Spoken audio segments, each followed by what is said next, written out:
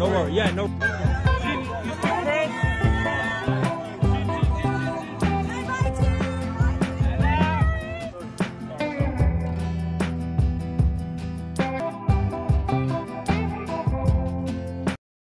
নমস্কার বন্ধুরা, কেমন আছেন আপনারা?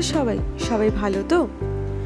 আর্মিস বিটিএস মেম্বার জিন 2024-এ অলিম্পিকে অ্যামেজিং টর্চ নিয়ে আমাদের আর্মিসদের অনেক বেশি প্রাউড ফিল করিয়েছেন।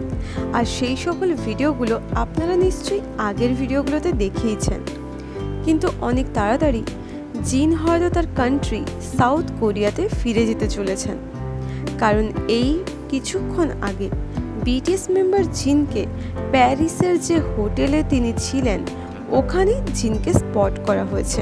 মানে জিনকে এই প্যারিসের হোটেল থেকে তার ম্যানেজার, বডিগার্ড এদের সবার সাথে তার লাগেজ সহ বেরিয়ে আসতে দেখা গেছে। এবং এবার হয়তো জিন খুব তাড়াতাড়ি মানে কালকের মধ্যে তার কান্ট্রি সাউথ কোরিয়াতে পৌঁছে যাবেন।